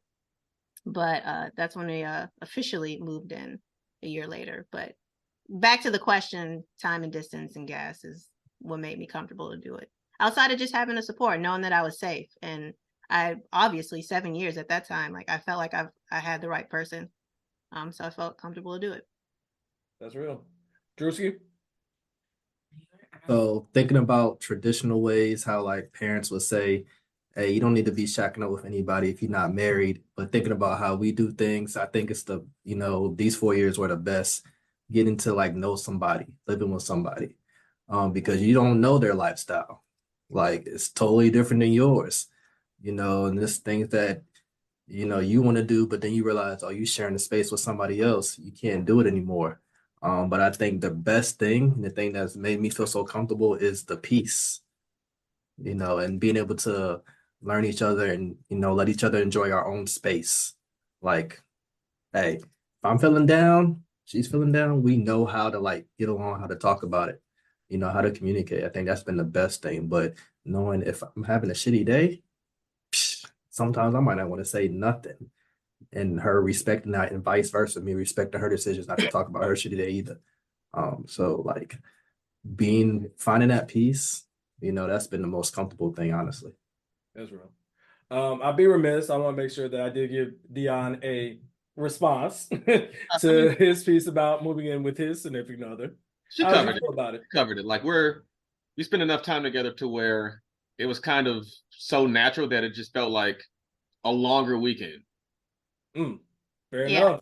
Like That's to this day, I mean, when I was hanging out with him, and we was just like, it feels like Saturday. We always say that to each other. It feels like Saturday, just being together, because that was our time. The weekend was our time, and it still feels like Saturday. Yeah. 3 years later. Obviously, if you can't tell by now, I'm the talker, so I get the long answer. He gives the wonderfully short, direct answer. 1 + 1 is 2. And I'm like, but I'm like the hills of the 2 and the colors and the vibrance of the numbers. That's still just 2. That's our dynamic. Mrs. Smith. I'm sorry, I have to say it now. You remind me of that Family Guy episode where they said, now we're gonna go to Ollie for the weather. Ollie, it's gonna rain. That's what I feel like. Dion's like, it's gonna rain. Umbrella. It's cold. Tiny Librarian is like, here, the clouds are coming here with the raindrop. It's gonna come in a 30-degree angle. 100%. Umbrella. 100%. It's a beautiful dynamic. Which one you want? You want the long story from me, or you want the direct answer from him? I want opioid eggs. That is a good balance. We'll come back to something about that in a second. I want to give one quick anecdote of how I knew. There was this one time where I was still living in Cary, and I had just got home from working out at the gym at Planet Fitness. Mind you, like I'm sitting down about to eat my dinner. I immediately, like as I'm sitting down on my couch, I get a phone call from the culture scientist. I need your help. I need you to come to my house. I'm like, what's wrong? Because she sounded like a rush. I don't know. I heard this weird sound. It sounded like it's coming from the attic. It was something, because mind you, she lived in a townhome in Durham. Again, I'm in Woods. Don't forget that part. You lived in the Cucka. You chose that back room. You were at the bottom of 2 hills. Continue the story. I don't know where this is going. So she called me saying that she needed my help to come check on it. Because mind you, again, this is like maybe like 9-10 at night. So anytime it's going to be a 20-minute drive for me to get there. So if there is an intruder, at that point, I'm just collecting the body if I get there in time. So in my mind, I'm like, damn, I'm about to eat this. Are you saying the obituary? Like, damn, she was a good girlfriend, man. I'm gonna miss her. Like, I'm in the car thinking about, what am I gonna say? How do I explain it to her parents? I'm sorry, I didn't know. So all that being said, she tells me come. I'm like, okay, mind you, I packed a full overnight bag. I think this was like a Thursday night. I still had to teach because I think I was still teaching out in Nightdale. So mind you, listeners, here's how the distance works. Cary and Durham is about 20 minutes apart. It's about 45 minutes for him from there. So from Cary to Nightdale, where I work, is like 35 to 40 minutes. So mind you, I had to go to Durham, so drive 20 minutes down to Durham, then make sure she's okay, because long story short, she was fine. There was no noise, and she just lived near the woods, and it was probably just a bird or something late at night. We never figured out what it was, because first and foremost, who's gonna go up in that attic? Not me. It ain't gonna be me, it ain't gonna be her. We just gonna all be there together. We're gonna have a whole kumbaya session. Well, to that point, when you're living with your significant other, to one fun story, there have been multiple times where I've heard noises and I've sent him downstairs, and I have supported. Don't do that. I Don't do just that. not- Don't do that. I'm gonna answer. I just You better did tell not- the truth. You I better. just did not You better tell the support truth. with You better tell the truth. with a real weapon. Listeners, there is one time when she heard a noise downstairs. I have a collection of swords, mostly fake swords, but I have a collection of swords at our place. And literally, I go down there. I have it. Don't ask me why it's in my bedroom, but I had it by the door. So I'm carrying this down. I go down the door. I turn around. The culture scientist has a wooden hanger. The real hard one. The wooden hanger. I'm looking. It was like the scene from Harlem Nights when they told him to stop shooting that little shit. I'm like, what you gonna do with that? Listen, this has nothing to do with topic. It's just stories that we've had about living with the other person. But It does go with the topic. well, long stories, even longer story short, I now have a person to kill my bugs. all those things. But 100%. It's great. I wake him up. It don't matter what he's doing. Like, it's a bug. It's your job to kill it. Or for me, I leave shoes places with bugs killed under the shoe. and somehow it don't matter what shoe it is always my shoe. I don't know where she be going in my room, getting the shoe and throwing it, and then be like, I don't know what I did. Ma'am, those are my Nikes. They have been in my closet since winter. He's exaggerating. I am telling the truth. You're exaggerating just a little bit. Mrs. Smith, get us back on track. I'm just gonna say this to Deion, Brother X, and Drewski. I'm gonna start a support group for us because our women just giving us God damn it! Like I'm trying to do my own. I could be in the and listeners, if y'all are a gamer, you'll get this. You are online, you are knee deep, and like, all right, I'm about to get into it. Baby, get this bug. Come on, bro. Come on. Yes. Are you playing online? Yes. Yes. Hence my method of the shoe method. Come on now, dog. Come on, man. No, it don't. We just gonna move Unless on. it's flying. Okay. Well, if it's flying, we just burning the house down. That's just what's gonna happen. We're not. It is the bug's house. So we're gonna move on to the next part, which is things you've learned throughout. Oh, can I Yes. start? Go ahead. Can I start? So the very first 3 months of us living together. Boy. Oh my God. It was about to be only 3 months. I don't know if it was the learning curve. I don't know if it was the adjustment. Because we would fight before, arguments were normal, but the arguments when you moved in together, Them shits is different. They hit it different. was different. And it was a lot. But now we understand better. But still, for us, that's what we learned. And one of the things that taught us is we really, really, really, really, really, really needed to listen. And when it got too loud, we needed to stop and just walk away. Learning to hit pause on arguments while living with your person is one of the most vital things. That ties into the other question about advice, but it's literally just learning how to be like, you know what? There is nothing productive that I can say in this conversation right now, so I need to stop before I cause an issue. And trust me, I would say I don't think we learned that the first time through. And like I said, the 3 months I feel like was mainly just because we have our own ways. I knew what I wanted, and I know part of it for me was the not purposely bringing in past relationships, but the damage that was done in the previous relationship. I was like, no, it's my way. No. You're not going to, for me, it just wasn't gonna, I wasn't willing to bend as much. And because I'd been through part of this, and I was like, nope, this is not gonna work. But it was something we had to really learn. And yeah, I would say for me, you were my first significant other that I lived with. There was only one other person, and some of y'all know who that person was, and thank God we didn't end up living together. Yeah, we'll talk offline. But thankfully that didn't work out. And I think it just took a lot to learn, and it was just I'll be full transparency.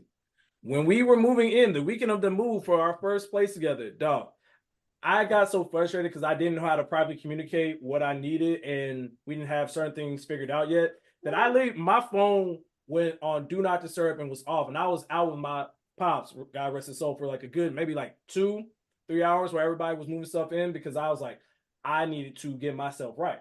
Now, mind you, I don't say that because I was like, I had anger, I was mad. It was just like, it is a different mindset and a different situation that you're walking into. And I think one of the other things is that learning how people have learning each other's processes for housely duties, like laundry. Dear God, that is something that we still work through. We've gotten so much better, especially with this new place. Yes, like laundry. Who's washing dishes schedule? Not taking out trash, but making sure that people are cooking food and like making sure that we eat all the things. Like having certain routines in place and merging the two has been something that took us a lot to learn. You know what it is? The thing that we had to learn. We had to learn I think for us was the respect each other's childhoods or how you were raised. I can't think of the term I want to use, but basically how one was raised. Mm-hmm. Because you thank you. Yes, your upbringing. Because each household is going to be extremely different. And as much as I realize our households have similarities, especially in the parent dynamic. Dear God. Oh my gosh. When they first met? It's creepy. Dog.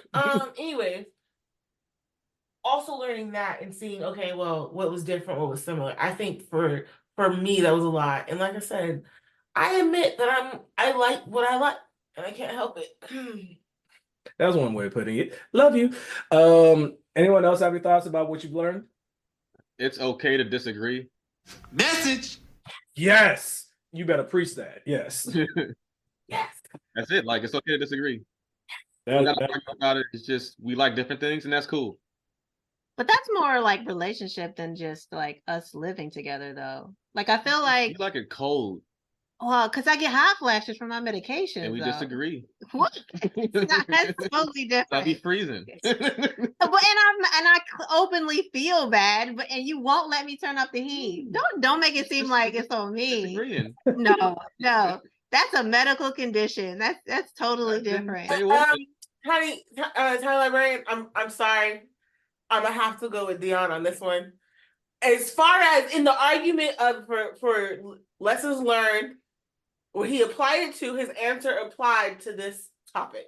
Fair, it's fair. And I honestly, like outside of like, I'm just being aggressive because I'm aggressive. But I mean, outside of my medications, like I do like the cold. So I mean, I'm talking window open, fan on in the winter. Like talking about snow angels earlier. Hell yeah. Like, I want to throw a snowball in the house. I was gonna do that, but I was like, you might leave me, so I didn't. But yeah, you're right. Always cold in the house. Dog, it'd be chilly. Like I'm like, what is she doing? It's so comfortable. Nah, dog. I should not feel like it was the 1st of September. I put socks on. You're on 68. Oh yeah, no. Oh, that's too far. That is evil. When I sleep, I like it at 68, but awake like 73. Be like your parents. Tell you put on some clothes and some socks. Wear some shoes and around the house. That's what you gotta do. I did have to buy Deion a heated blanket to help him sleep at night. I got 3 blankets in the bed. He's like, what'd you call it? Lasagna? I'm a lasagna in the bed. Like literally one of them is red and I got everything. 5 layers. This shit is real. Heavy. Got the full Italian bed set. Mr. Bolognese up in there. Yeah. Yeah. Gosh. I had my answer and I completely forgot. It'll come. I'm gonna tell you something. Something we've been talking about recently. Just make sure y'all stop asking each other what y'all want to eat for dinner. Nigga. Oh my God. That falls into living. That's something I learned.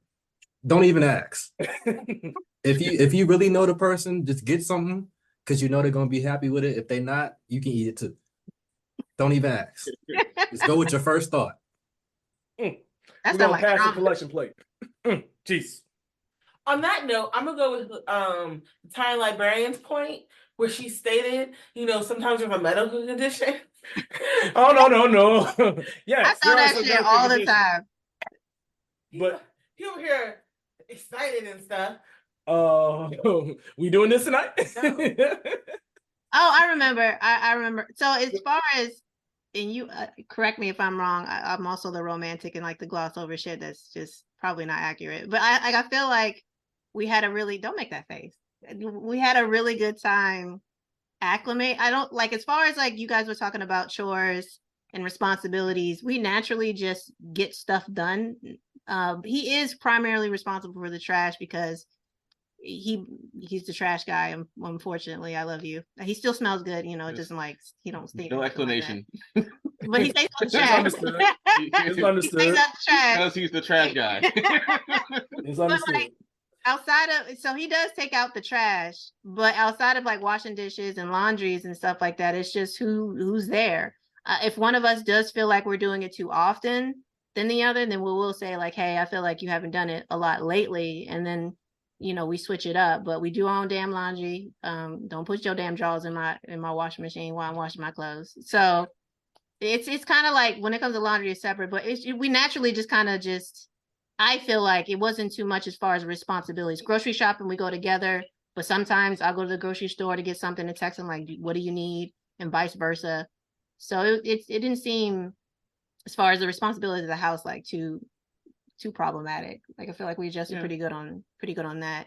But I did challenge, my struggle was just having space. I didn't realize, and it'll go more into like advice for people. Like I didn't realize like niggas need space. Yeah. Like Yes. it's like I'm gonna look at your face all day and you gonna like this. And I realized like he ain't gonna like it. He didn't like this. Especially for COVID when we're trapped. Yeah.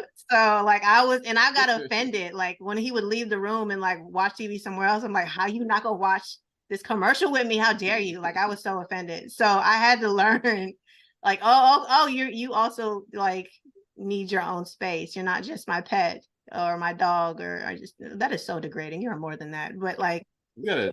I'm not doing good at this. I'm good at words. I swear I am, but writing, not You're verbal. fine. I promise. This is great. This is great. I adore him so much. But I realize like you're your own person and I need to respect that and not take it so personally, but hashtag go to therapy. That's kind of what helped me through this whole thing. Oh, that is a big part. I will speak to that. Like me and the coach of scientists, when we moved to our first place, we were discussing which rooms were what, and we were trying to figure out where we would have our own office. And to her credit, she very much understood that, like, I just need one room in this entire house that's just my space. A space where I can just go, I can lock in, and I'm good. Even whether I'm having a good day, bad day, I have my own space. One thing I will say that we did a good job this second go around is that we now both have those spaces, because I know for the coach of scientists, our old place was a little bit more difficult for her to have her own space. Yeah, and I was forced to be in the living room a lot. Yeah. And I think that's really good. They're recognizing that everybody needs the garage. Yes, the garage. your pseudo patio. Good memories in the garage. But yeah. Mr. Smith, did you have anything? So of course the first go around I learned that I was a yes man and did yes to just about everything, and it wasn't healthy for me, and I pretty much went batshit crazy. This time around it was more so like more communication. I'm being more like vocal, like, hey, okay, I don't like this, or hey, maybe this needs to change here. And it's kind of thing I've learned is like, understand who you are before you move in with the person, because that way, like I said, that probably was 2 years. Mm-hmm. Yeah, it was probably like 2 years before Teacher Bay moved in. Like I got to learn, like, oh, okay, I actually like this part of this house, or I like this sound, or I like how I do these things. And knowing that I can now communicate that effectively, and then we can go, okay, well, this is how we're going to work that in with what I like. And it's more like compromise. Like I've always talked to some of my older couple friends who've been married for years. You guys have met them, but I kind of asked them like, well, what do you guys do? And they kind of said the same exact thing. So kind of learning that, and then also realizing, even though I have a lot of streaming apps, I don't watch TV like I think I do. I more so game. Teacher Bay watches streaming apps like it's the second coming of the pandemic. Like if it ain't Oh, really? Okay, I'm sorry. Carry on. If it ain't Netflix, it's Peacock. If it ain't Peacock, it's Disney Plus. If it ain't Disney Plus, it's Max. We got Mindy Project. We watched Big Bang Theory together. But I think what helps is the fact that we understand how much we can watch of one thing, and then she can look at my face and say, "Okay, we're gonna cut here because you've had enough." And I've never had that before. It's usually been like, "Nah, nigga, I'm watching the whole series, and you gonna sit here and watch it with me." Versus she's like, "Okay, we're 3 episodes in. I can tell you're not really feeling it. Let's switch to something else." And the fact that you're able to look at your person and say, "Let me do something for them, just like they would do something for me," speaks more volumes when you're living together. Kind of similar to what Tiny Librarian said. I'm gonna look at your face for the rest of my life here in this place. So we need to have some type of good rapport if we got to separate or whatever. So I know, funny enough, the Ravens game that we watched, me and her got into a slight little argument because I'm not gonna lie, I am my father's child, and the Ravens were pissing me off, and I was yelling at the TV for like a solid hour. And at a certain point, she's like, "Nigga, I'm trying to take a nap." I was like, "My bad." So I realized, I'm being a little bit too much. Let me go upstairs. And I went upstairs.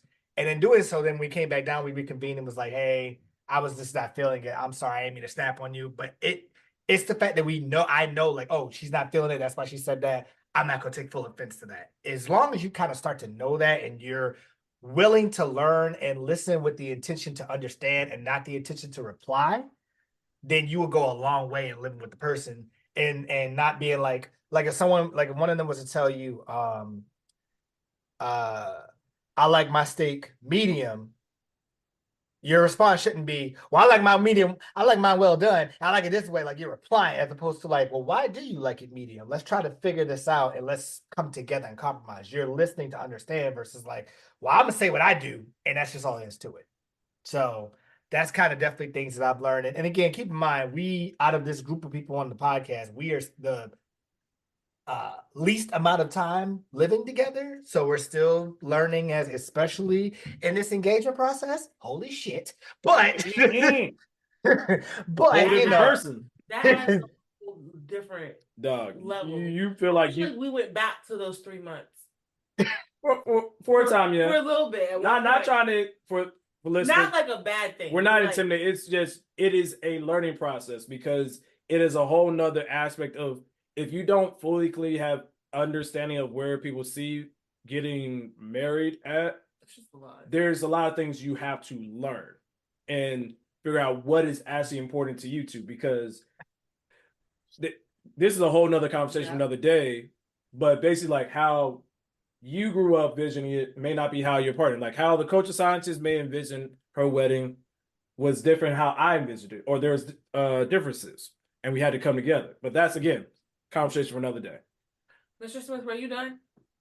yeah, pretty much. Okay. I was gonna say, to his point Mhm. about compromise, and I feel like this will also be a good transition to the next part. Essentially, giving advice. The things that I've learned and I am learning is that it's a continuous process.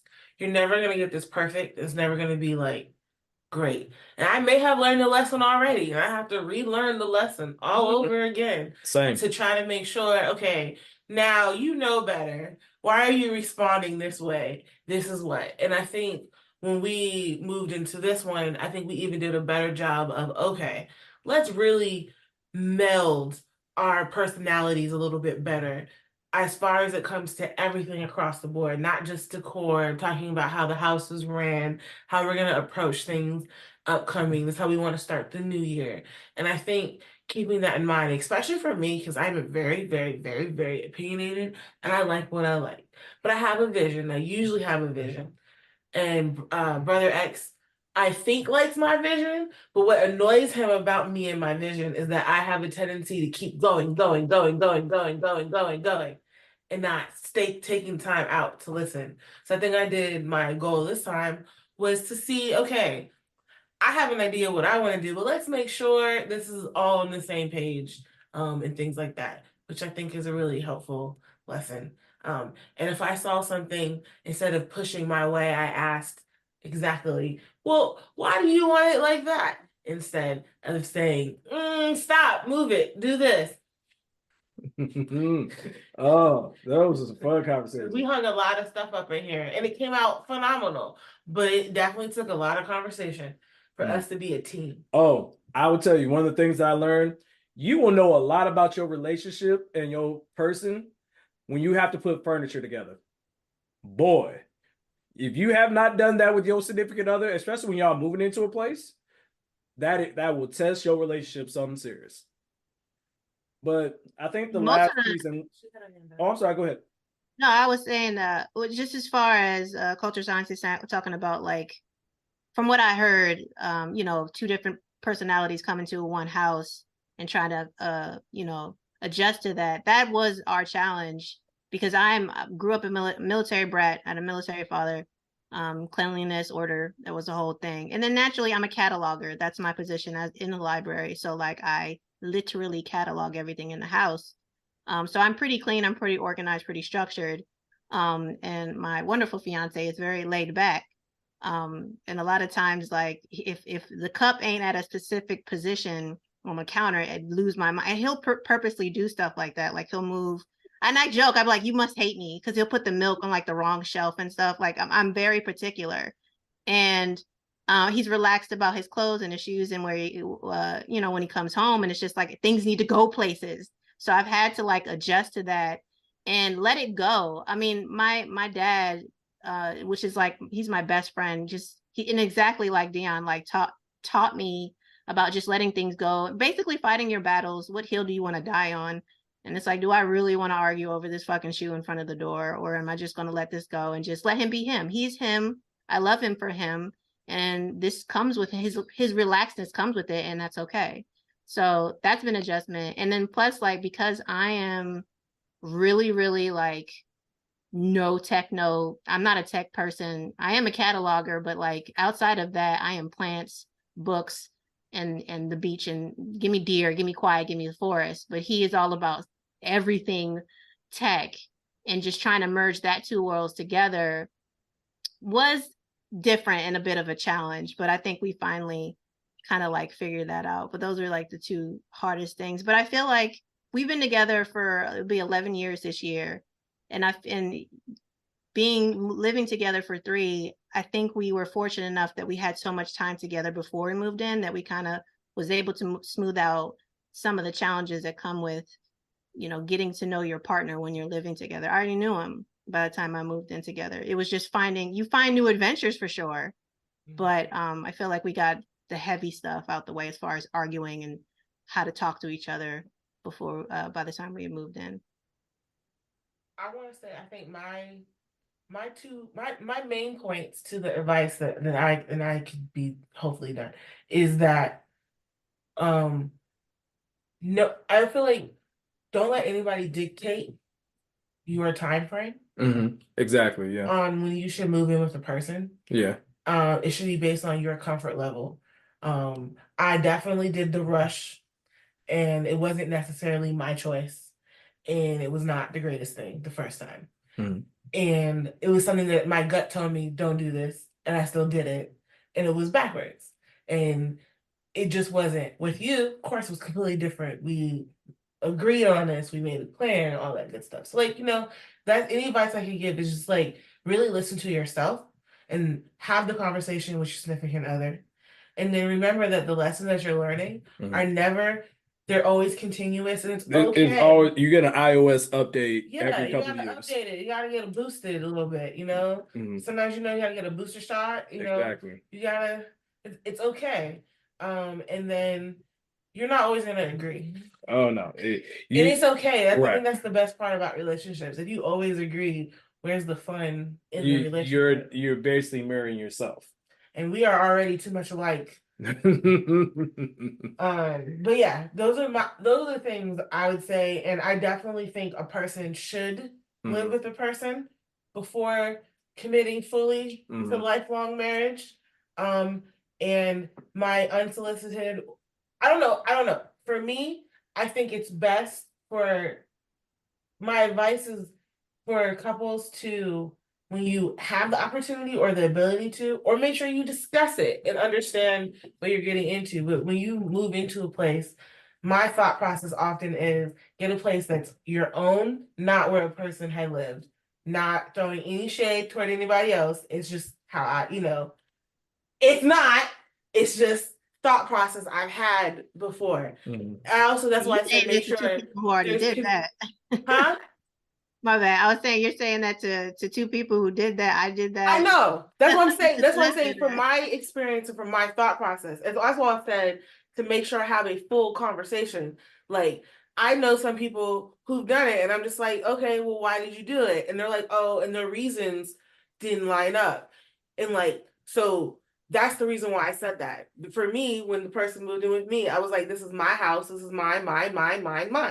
And it had to be like that type of process. So that is why I say that. It's also to the point of Mr. Smith's point. You really need to know yourself. Right. It is very much, I think what the cultural scientist is saying is it's an inexact science. There is no one way to skin a cat. Like, you literally, what works for you and your person is what works for you and your person. I think that's big.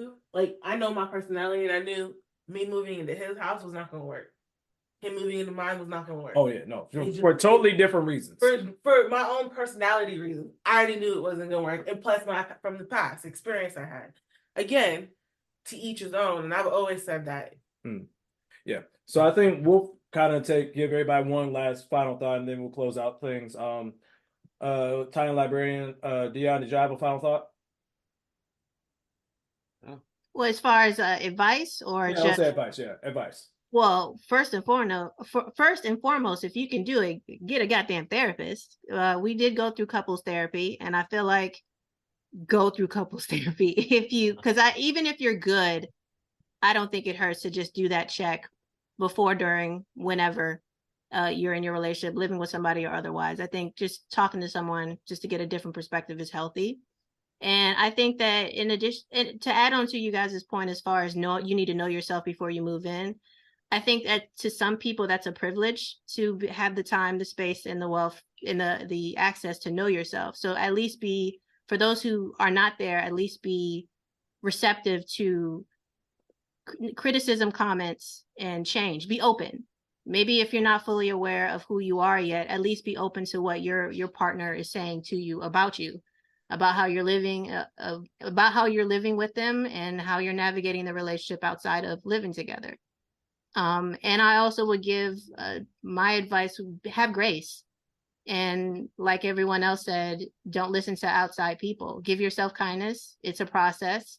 The thing I always say is, like, we are all literally living on this planet for the first time, so you're not going to get it right.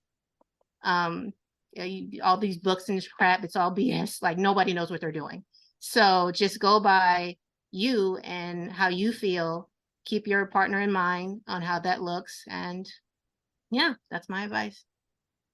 Thank you. Drewski?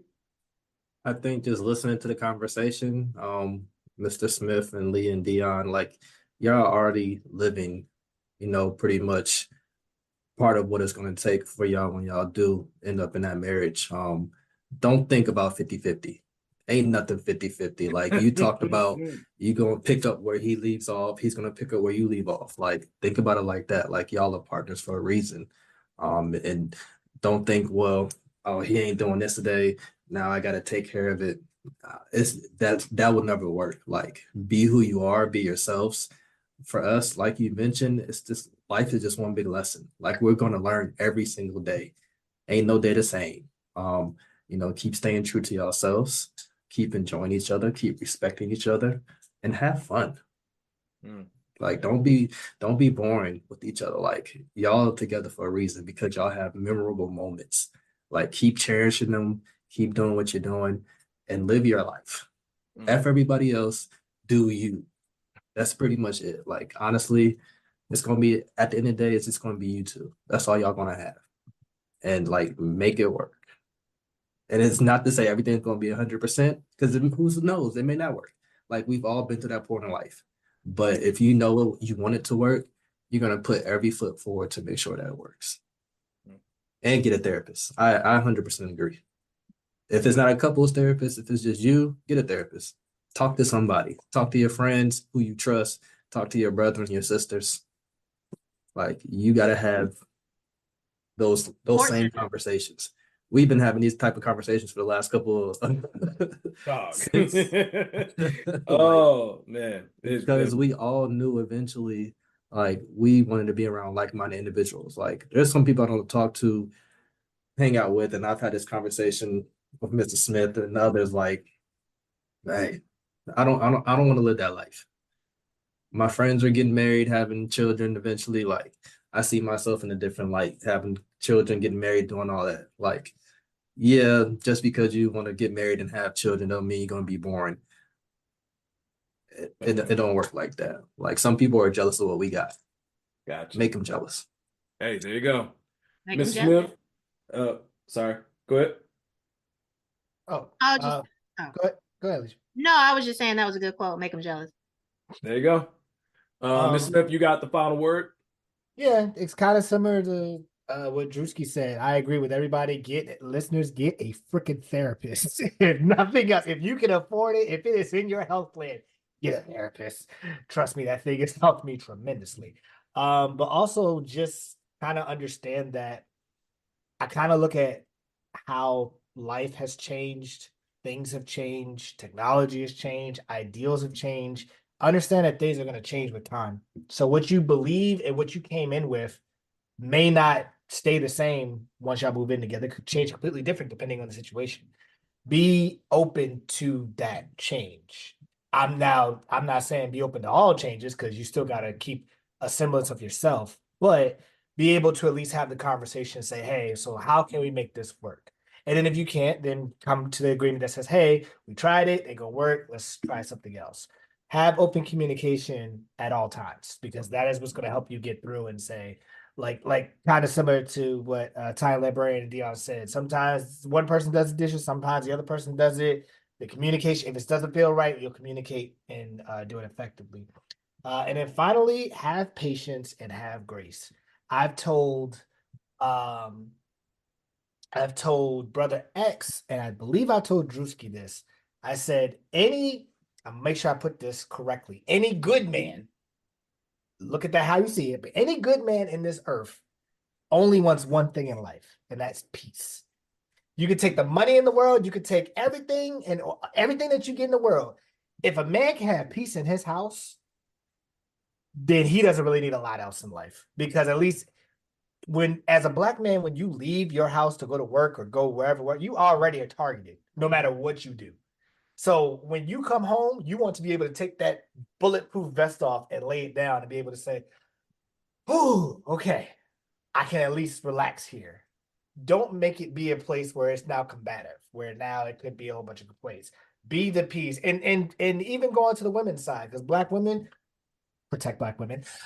You guys have a target. Wait, say that again. Protect black women. Thank you.